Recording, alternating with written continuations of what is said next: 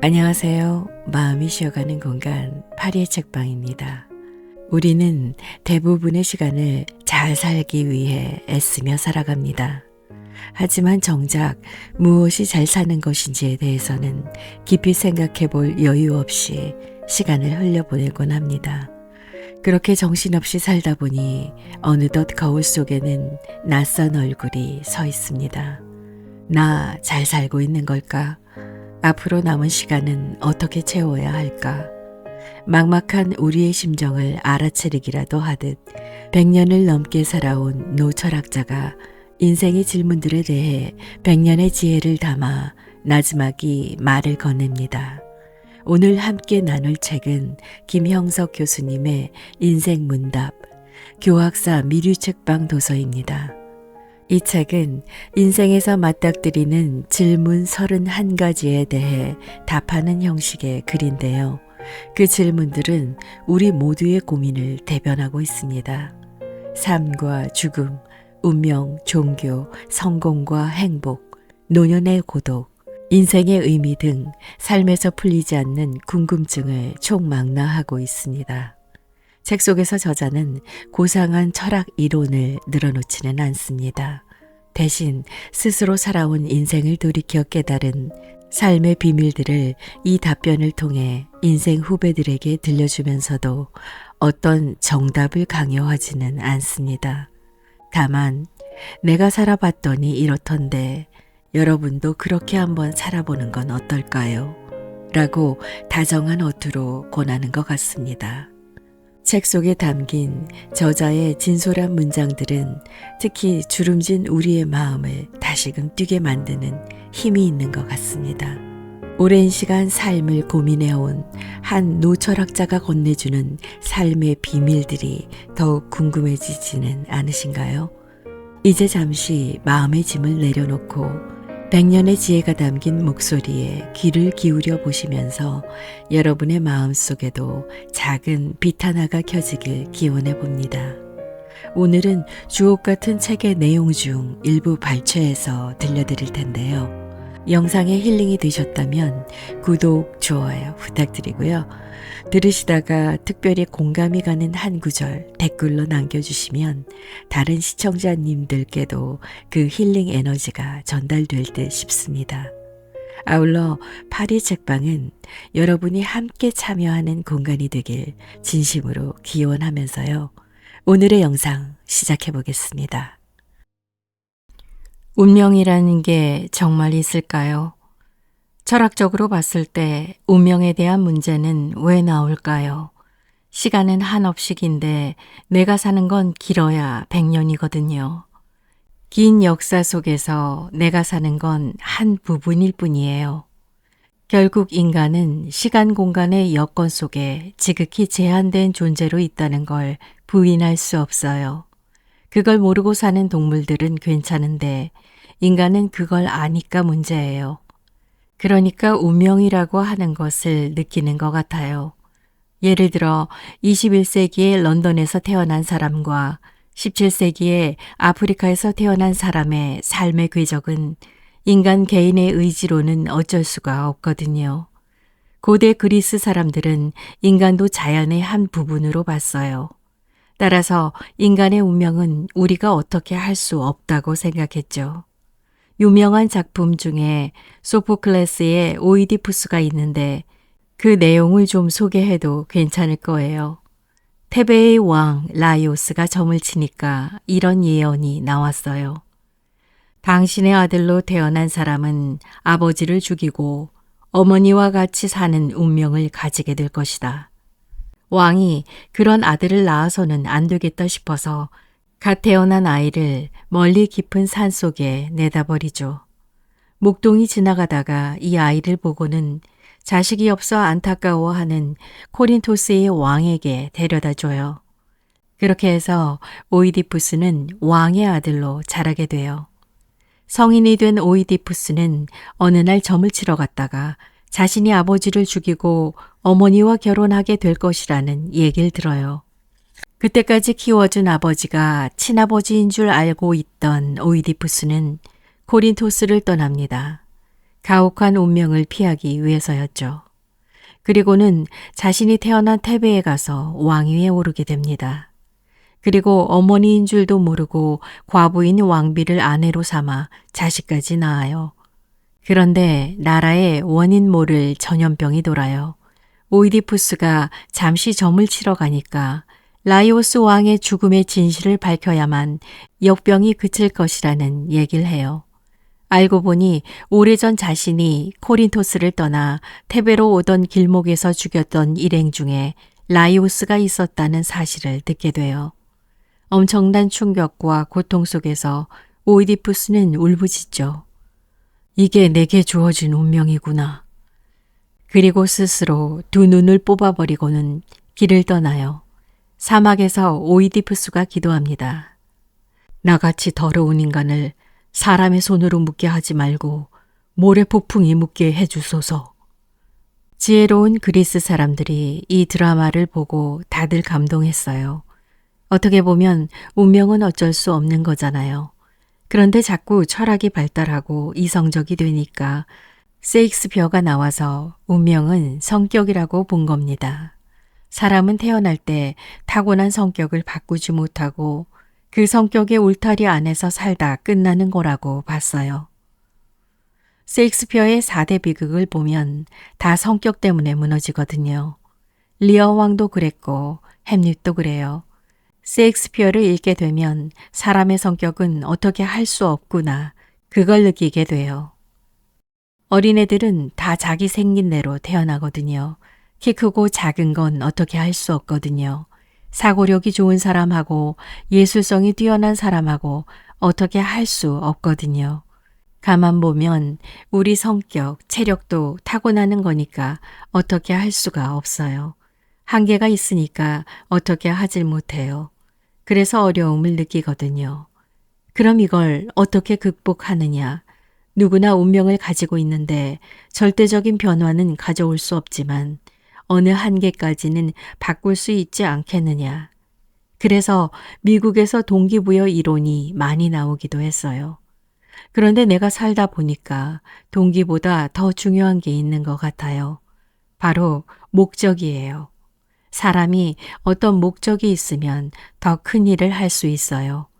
그 목적이 운명의 한계를 어느 정도는 극복할 수 있게 하는 것 같아요. 내가 초등학교 때 아버지가 나를 연설대회에 내보냈어요. 내용은 다 외우고 있었는데 청중 수백 명 앞에 섰더니 그만 주눅이 들었어요. 결국 연설도 못하고 울먹이다가 내려왔어요. 그 다음부터는 아버지가 절대 연설대회에 내보내지 않았어요. 중학생이 되어 다른 사람이 강연을 하는 모습을 보면 그저 부럽기만 했어요. 내가 마이크를 잡고 말을 하는 기회가 올 줄은 몰랐어요.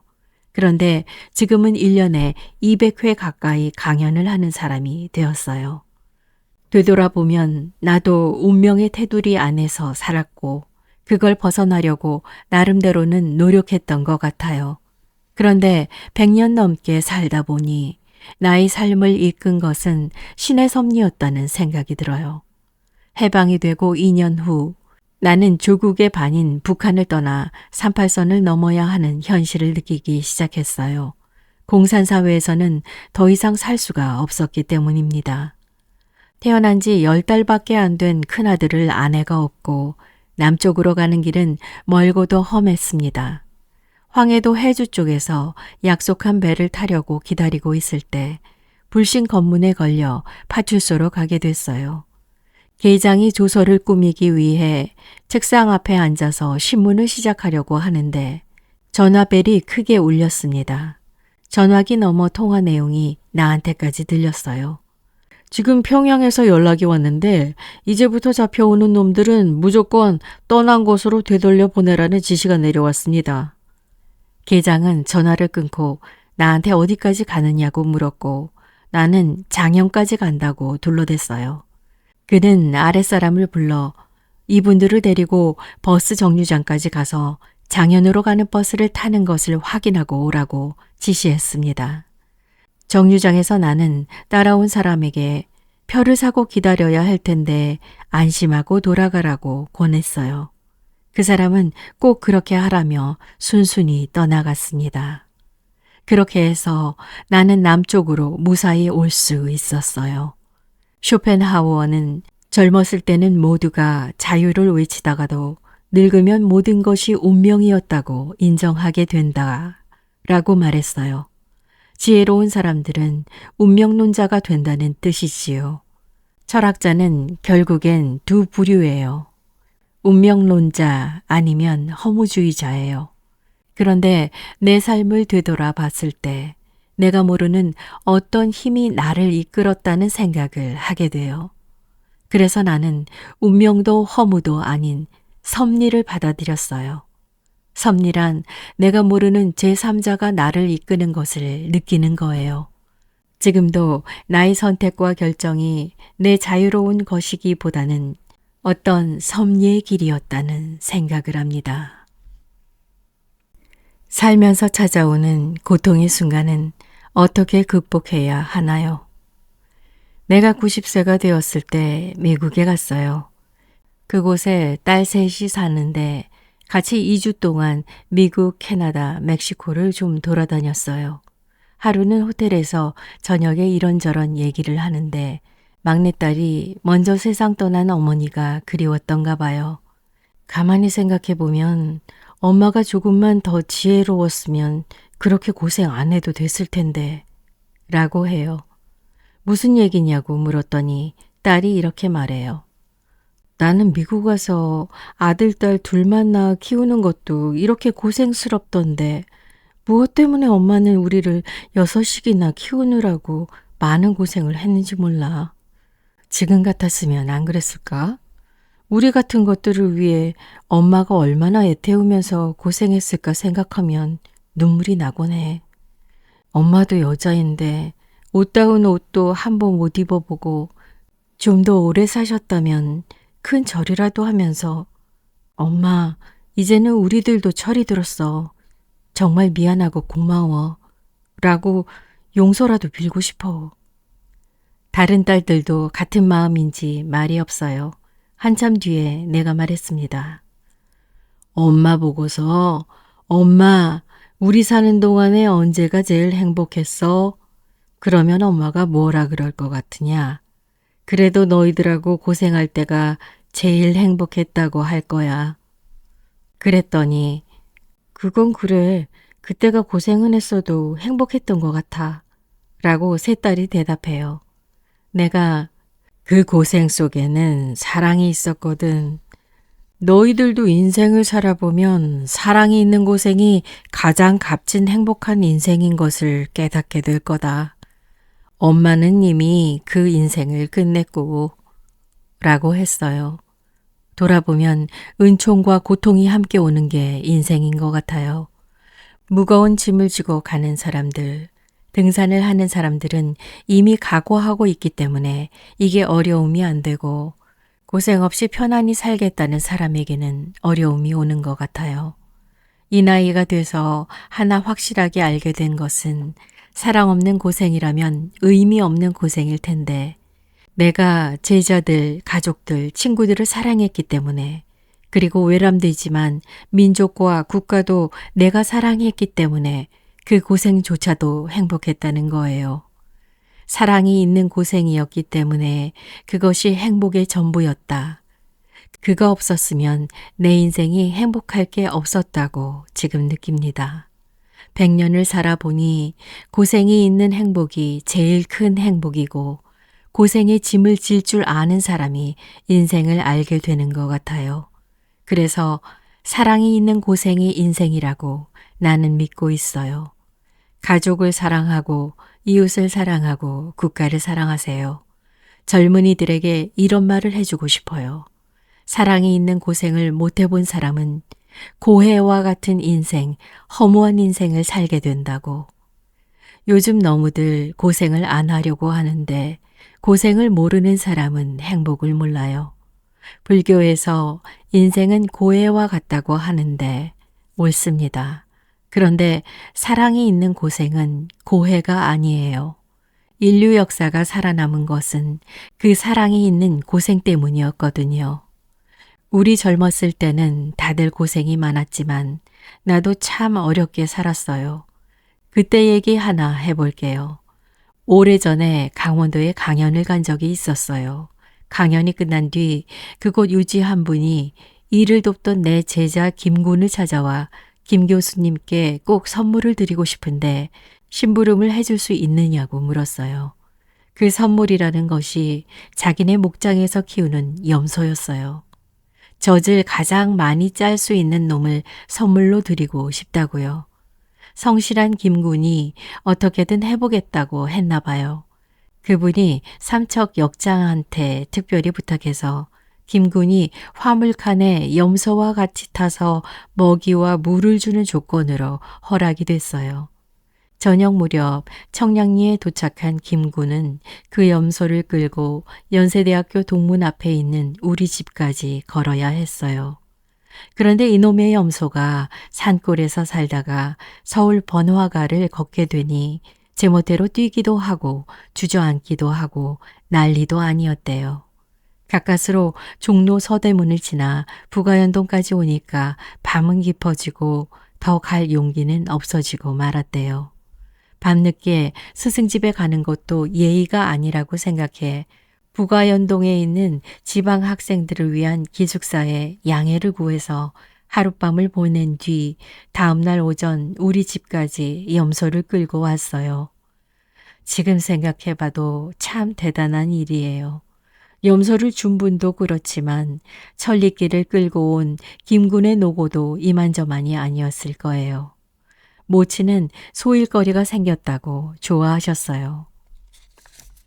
그 염소가 후에 새끼도 낳아 한때는 염소를 4마리까지 키웠어요. 우유도 귀하던 시절에 애들한테 염소젖을 마음껏 먹일 수 있었어요. 아들들이 뒷산에 올라가 풀을 뜯어오기도 했고요. 그때는 고생이었지만 지금은 웃으며 회상할 수 있어요. 인생은 시련이 있어도 아름다운 것이라고 생각했습니다. 그렇다고 해서 내가 이상주의자는 아니었어요. 30까지는 이상주의자였으나 전쟁을 겪으며 그 꿈을 포기하고 휴머니스트가 되었습니다. 그래도 아직 버리지 못하고 있는 신념은 시련은 있어도 인생은 선하고 아름다운 것이라는 믿음입니다. 우리에게 주어진 시련을 극복하지 못하면 행복도 우리 것이 되지 못합니다. 나는 유소년 시절을 때로는 죽음과 직면하면서 병약한 세월을 보내면서도 그 어려움을 감수했습니다. 연약한 몸을 이끌고 초등학교 6년 동안 십리가 넘는 시골길을 통학했죠. 더위는 참을 수 있었어요. 영하 30도가 보통인 한겨울의 이른 아침과 폭풍이 불어치는 등하굣길을 어떻게 왕복했는지 모르겠습니다. 폭설이 내린 뒤에는 길조차 찾기 어려워 산길과 들판을 헤매곤 했습니다. 어떤 때는 눈이 허리 높이까지 쌓이기도 했고 집에 돌아오면 목도리 밑에 고드름이 주렁주렁 달려 있었습니다. 언제나 나 혼자의 길이었어요. 춘천에 있는 한림대학에서 나한테 무슨 상을 주기로 의논되었다고 받아주시면 좋겠다고 연락이 왔어요. 그래서 내가 뭐 특별한 직책을 맡은 일도 없고 사회적 업적도 없는데 왜 나한테 상을 주나 생각해 보니까 하나가 있더라고요. 그건 오래 사시느라 고생 많이 하셨습니다. 그렇게 주는 상이라면 내가 받겠다고 했어요. 왜냐하면 나만큼 어려운 역사를 산 사람이 드물거든요. 나만큼 가난하게 산 사람도 별로 보지 못했고요. 도무지 나는 재간이 없는 사람이에요. 그런데 지금 와서 가만 생각해 보니까 그 고생이 없었으면 내 인생이 없었을 거예요. 그리고 그 고생이 없었으면 지금 내가 수고하셨다든지 감사합니다 라는 인사를 받아보지 못했을 거예요. 그렇게 보면 그 시련이 하나도 고생이 아니고 나한테 주어진 하나의 복이었어요. 고생했지만 사랑이 있었기 때문에 행복했어요. 그 사랑이 없었으면 행복은 없었을 거라고 말할 수 있습니다. 나이 들어도 정신적으로 젊음을 유지하는 비결이 있을까요? 나이가 들면 먼저 몸부터 늙어요. 사람들은 몸이 늙으면 정신이 따라서 늙는다고 생각합니다만 그렇지 않아요. 노력에 따라서 정신력은 거의 늙지 않습니다. 신체가 늙는 건 어떻게 할 수 없지만 정신적으로 늙는 건 자기 책임인 것 같아요. 정신적으로 늙지 않기 위해서는 첫째, 항상 공부를 해야 합니다. 뭐든지 배워야 해요. 일과 공부를 안 하면 몸도 마음도 빨리 늙습니다. 그렇다고 일과 공부가 꼭 직업을 말하는 건 아니에요. 취미 활동하는 거고요. 사실 따져보면 취미가 없는 사람은 없어요. 하고 싶었던 취미 생활을 제대로 해보라고 노후의 시간적 여유가 주어졌는지도 몰라요. 봉사도 해당돼요. 세브란스 병원 같은 곳에서 봉사하는 주부들과 집에만 있는 주부들을 비교하면 봉사하는 주부들이 더 건강하고 더 행복을 느낀다는 걸 알 수 있어요. 일본의 60대 이상 고령자들 중 노는 사람은 거의 없어요. 개인을 위해서든 사회를 위해서든 일하는 게 중요합니다. 시간적 여유가 생겼는가 싶은 50대가 되었을 때였어요. 나 자신이 항상 부끄럽게 반성하는 일이 있었어요. 한국적인 것을 너무 모르고 살았다는 겁니다. 일찍부터 기독교 사회에서 신앙을 갖고 살았기 때문에 가장 소중한 한국적인 것을 공부할 기회도 없었고 체험하는 환경도 되지 못했어요. 그러던 중 한국 회화를 보자는 생각이 들었어요. 우선 유명한 화가들의 전시회를 찾아다녔어요. 그러는 동안에 문인화에 마음이 끌리기도 했고 민화에 정이 쏠리기도 했어요. 그러다가 무엇이 계기가 되었는지 확실치 않으나 조선시대의 도자기를 접하게 되었어요. 그 중에서도 서민들이 사용하다가 남겨준 도자기들에 더욱 정감이 갔어요. 인사동, 장안평, 청계천 등지를 시간만 나면 찾아다녔죠. 상품으로서는 뒷전으로 밀려 빛을 보지 못하는 것들을 수집하기도 했어요. 20년 가까이 한국적인 것을 찾아다닌 셈이죠. 그 시간은 참 행복했어요.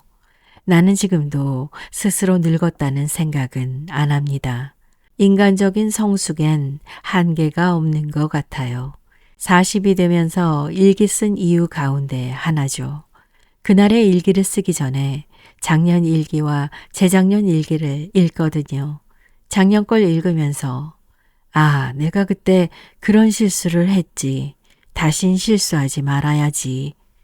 재작년 걸 읽으면서 아, 내가 그때 이런 좋은 생각을 했구나. 이 생각을 더 발전시켜야겠다고 생각하죠. 일기를 쓰면서 인간으로서 성숙해지는 것 같아요. 주변에 100세까지 산 7명이 있습니다. 공통점이 있더군요. 첫째, 욕심이 없어요. 과도한 욕심이 있는 사람은 인생을 낭비하니까 스트레스가 많으니까 오래 못 사는 것 같아요. 둘째, 남 욕을 하지 않아요. 감정 조절을 잘해 화를 안 내요. 선하고 아름다운 인간관계를 유지하는 것이 건강과 장수의 비결인 셈이죠. 또 하나, 사람은 정서적으로도 늙습니다. 80세가 넘은 어느 날 안병욱, 김태길 교수를 같이 만났어요. 안병욱 선생이 그러대요. 젊게 사는 방법은 공부, 여행, 연애라고요. 그래서 물어봤죠. 당신은 왜 늙었어? 나는 공부도 하고 여행도 했는데 연애를 못했어. 그래서 늙었지. 부인이 무서워서 못했어? 저런 바보 봤나. 연애는 원래 몰래 하는 거야. 와이프 무서우면 연애를 왜 해? 그러면 연애를 왜 못했냐고 물었더니 뭐라고 하는 줄 아세요? 80세가 되니 상대가 없어. 안 선생이 자주 가던 카페가 있었어요. 일주일에 한 번쯤 들르던 곳이에요. 여기 여직원과 친해진 거예요. 그런데 어느 날 그 아가씨가 개인적으로 드릴 말씀이 있다고 했대요. 무슨 얘기를 하려나 잔뜩 기대를 했는데 결혼 주례를 좀 서달라는 부탁이었대요. 그러마 하고 약속을 했는데 그때부터 커피 맛이 딱 떨어지더라는 거예요. 그 얘기를 듣고 아, 저런 기분이 남아있으니 글도 쓰고 젊게 사는구나 싶었어요. 그것까지 없어지면 늙는 거예요. 감정이 풍부해야 덜 늙을 수 있어요. 예술가들이 상대적으로 젊게 사는 이유도 정서적으로 풍부하기 때문이에요. 나이가 들었다고 포기하지 말고 문학작품을 읽으세요. 음악을 듣거나 그림을 보는 것도 좋아요. 예술적 정서를 모르는 사람은 어딘가 비어 있어요. 여기서 한 가지 주의할 점이 있습니다. 감정은 풍부하게 유지하되 나이 들수록 감정 조절은 잘 해야 해요. 자식과 싸운다거나 심지어 손주들하고 싸우는 건 감정 조절이 안 돼서 그런 거예요. 젊었을 때에는 이성과 감정이 균형을 이룹니다. 그런데 나이 들면 이성 기능이 약해지고 감정은 그대로 남아있으니까 감정 조절을 잘 하지 못하게 돼요. 아무것도 아닌 것을 가지고 화를 내고 충격을 받기도 해요. 내 선배 교수 한 사람은 비원 앞 길가에서 남녀가 서로 껴안고 있는 것을 보고 그러면 안 된다고 훈계를 했어요. 한참 걸어가다 보니까 그 남녀가 또 전과 같은 모습을 하고 있었대요. 다시 찾아가서 책망을 하다가 뇌출혈을 일으켜 병원으로 옮겨져 수술을 받았으나 옛날로 돌아가지 못하고 대학의 중책을 떠나는 일까지 있었어요. 그래서 연로한 부모님들 앞에서는 좋은 얘기만 하고 걱정거리는 숨겨두는 경우가 생깁니다. 나는 노인이 상을 받으면서 감격의 눈물을 흘리면 속으로 절은 오래 못 사시겠구나. 그래요. 나쁜 건 아니지만 감정 조절이 안 된다는 표시예요. 젊었을 때는 신체적 건강이 정신적 건강을 이끌어주나 나이 들면 정신적 건강이 신체적 건강에 더 큰 영향을 주는 것 같아요. 그런데 신체적 건강과 정신적 건강을 합친 인간적인 건강도 인정하면 좋을 것 같습니다. 일을 사랑하고 위한다는 것은 인간적 과제에 속합니다. 어떤 사명감을 갖고 산다든지 긍정적인 사고와 희망을 창출하는 노력 같은 것은 인간 전체적 기능과 역할에 속한다고 보아 잘못이 아닐 것 같아요. 뚜렷한 목적을 갖고 사는 사람과 아무 목적도 없이 사는 사람이 같을 수는 없죠. 그런 배경을 인정한다면 일을 사랑하는 사람이 건강해진다는 생각도 잘못은 아닐 겁니다. 인생의 마지막까지 남는 것은 무엇일까요?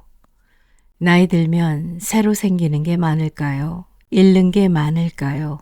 귀찮은 건 많이 생기고 소중한 건 자꾸 잃어버리게 되는 것 같아요. 50세가 넘으면서부터는 우선 신체적으로 잃는 것이 많아요. 건강도 예전 같지 않고 기억력도 쇠퇴하죠. 열정이나 호기심도 줄어들고요. 젊을 때는 왕성하던 이성 간의 욕망도 약화되는 게 자연스러운 현상이지요. 나이 들어서도 그대로 남는 것이 있다면 소유에 대한 욕망이에요. 재물에 대한 욕심은 6, 70세가 돼도 줄어들지 않아요. 친구가 비싼 차를 타고 다니면 나도 타고 싶어져요. 명예욕도 그중 하나입니다. 다른 사람들이 유명해지는 것을 보면 나도 그렇게 되고 싶어져요. 권력과 지배욕도 줄지 않는 것 같아요. 그러다가 80세가 가까워지면서 그 왕성했던 소유욕도 줄어들기 시작해요. 소유해 보니까 별것 아니더라는 생각도 들고요. 소유해 보겠다는 욕심조차도 없어지고 말아요. 이때는 주위에 사랑하는 친구나 가족도 하나둘씩 내 곁을 떠나기 시작해요. 하루의 일몰이 쓸쓸하듯 인생의 노년도 쓸쓸해져요. 다 잃어버리거나 모두 떠나버리고 말면 무엇이 남을까요? 내가 14살에 중학교에 갔어요. 우리 시골에서는 내가 처음 중학생이 되었는데요. 내가 아버지한테 가서 아버지, 내가 오늘 학교에 가봤더니 중학교에 합격이 되었어요. 라고 하자 아버지가 이런 말씀을 들려주셨어요. 형서가 내가 이제부터 긴 인생을 살아갈 텐데 너 자신과 네 가정 걱정만 하면서 살면 내가 가정만큼만 성장을 못한단다. 가정과 더불어 내 인생이 끝나는 거다. 그러나 이웃과 더불어 좋은 직장을 만들고 직장에서 열심히 일하게 되면 내가 그 직장의 주인이 되어 그만큼 성장할 수 있단다. 그런데 같은 사람이 항상 민족과 국가를 걱정하는 마음을 가지게 되면 자신도 모르는 동안에 그만큼 성장하고 민족과 국가에 이바지할 수 있는 인생을 살게 된단다. 우리 아버지가 나에게 그런 말씀을 주신 것은 일제강점기니까 그랬겠죠. 그런데 우리 아버지는 옛날 분이 있기 때문에 학교 교육은 전혀 받은 적이 없어요. 교회에서 성장하셨는데 지금 생각해 보니까 바로 그것이 기독교 정신이에요. 기독교에서는 내 이웃을 내 몸과 같이 사랑하라고 가르치지요. 긴 인생을 살아보니까 우리 아버지의 말씀과 더불어 그런 생각을 가진 사람들과 어울려 산 인생이 참 행복했다는 생각이 들어요. 저는 초등학교 때 친구들하고는 그저 즐겁게 놀았고요. 고등학교, 대학 친구들과는 성장하는데 서로 도움을 주었어요. 어른이 된 다음에 가장 행복한 건 같은 목적을 위해서 함께 일할 수 있는 친구가 있었다는 거예요. 안병욱, 김태길 교수와 50년 동안 공동체 의식을 갖고 같은 분야에서 함께 일하고 같이 우정을 나누었어요. 그런데 두 친구가 다 떠났어요. 안 선생의 건강이 좀 좋지 못하게 되었을 때 전화가 왔어요. 김 선생, 나 요즘 이런저런 생각 많이 해보는데 이런 얘기를 한번 해보는 게 좋을 것 같아서 전화 걸었어요. 무슨 그렇게 심각한 얘기 하세요? 이건 내 예감이에요. 김태기 선생이 먼저 가고 우리 둘이 남았는데 아무래도 김 선생이 혼자 남을 것 같아요. 내 직감에 지금 안 선생이 먼저 가려고 친구로서 나한테 유언을 하려는구나 하는 생각이 들었어요. 안 선생이 몇 가지 얘기를 남겼습니다. 하나는 혼자 남더라도 너무 힘들어하지 마세요. 누구에게나 올 수 있는 겁니다. 그거고요. 나머지 이야기가 뭔고 하니 김 선생은 우리보다 정신력이 강하니까 우리가 남겨놓은 일을 다 마무리해 주실 거예요. 그게 안 선생이 나에게 남겨준 친구로서의 마지막 유언이라고 할까요? 그래서 지금도 피곤하고 어려움이 있어도 그 두 친구가 나한테 남겨준 요청을 잊을 수가 없어요. 요즘도 지방에 강연을 가면 많은 사람들과 만나는데 다들 나한테 와서 안 선생 참 고마웠다고, 김태길 선생 참 수고 많이 해주셨다고 인사를 해요. 어떤 사람은 안병욱 선생 책을 가지고 와서 안 선생 대신 내 사인을 받아가기도 해요. 이 편지를 안병욱 선생님께 드리고 싶었는데 안 계시니까 교수님한테 드린다면서 나한테 편지를 주는 분도 있어요. 내가 여러분과 나누고 싶은 결론이 뭐냐 하면 내 나이까지 쭉 살아보니까요. 내가 나를 위해서 한 일은 남는 게 없어요. 돈 벌어본 것 같고요. 명예 얻은 것 같고요. 자랑스럽게 산 것 같아도요. 마지막에 가서 보면 내가 나를 위해서 산 것은 다 흩어지고 말아요. 없어요. 오히려 그것을 그대로 가지고 있으면 부끄러움밖에 남을 것이 없어요. 그런데 이웃과 더불어 사랑을 나눈 사람, 사회에 조금이라도 도움을 주기 위해 애쓴 사람, 거짓이 많은 세상에서 진실을 가지고 함께 산 사람, 정의가 무너진 사회 속에서 정의롭게 살려고 노력한 사람은 인생의 마지막에도 남는 것이 있어요. 내 나이가 돼서 또다시 생각을 해보니까요. 누가 성공했는가? 누가 실패했는가? 누가 보람있게 살았는가?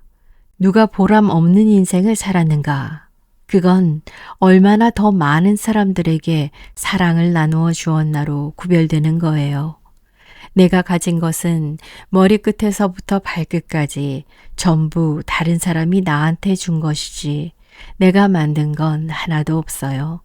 심지어는 내 목숨까지도 부모님이 주셨어요. 내가 오늘날 이만큼 지식을 가지고 사는 것도 많은 선배들과 또 스승을 통해서 받아들인 거예요. 가만 생각해 보면 내가 가진 소유라고 하는 건 99.9까지 다 남이 준 거예요. 내가 내 인생을 이렇게 살고 있다는 건 모든 것을 전부 다른 사람한테서 받은 덕분이에요. 그런데 나는 그 많은 것을 받으면서 무엇을 보답하고 있었는가 생각해 보면 가르치는 거 하나로 사는 거예요. 그렇다면 적어도 내가 할 일은 최선을 다해야 하지 않겠는가? 또 내가 받은 것만큼 사회에 베풀고 봉사해야 하지 않겠는가? 이런 걸 깨닫게 됩니다. 결국 내 즐거움, 내 행복이라고 하는 것은 내가 만들어 차지하는 게 아니고 남이 만들어서 주는 거예요. 예를 들어 내 아들, 딸들이 행복해 하니까 아버지로서 내가 행복한 거예요. 내 제자들이 보람있게 사니까 스승인 내가 인간답게 살게 되는 거예요. 그러니까 내 인생은 나를 위해 있는 것이 아니고 보답하기 위해서, 주기 위해서 있는 것이라는 생각을 하게 돼요. 요새 무한 경쟁이라는 말을 씁니다만 다들 각박한 경쟁 속에서 힘들게 살다가 늙어버리는 인생에도 행복이 있을까? 그런 걱정을 함께 해보는 때가 오면 그래도 인간애가 상실되는 사회가 되면 안 되겠다는 생각을 하게 돼요. 나는 그렇게 살아보려고 내 친구들과 함께 노력했는데 여러분도 사랑하는 이웃들과 더불어 그런 뜻을 가지고 새 출발할 수 있지 않을까요? 그렇게 권하고 싶습니다.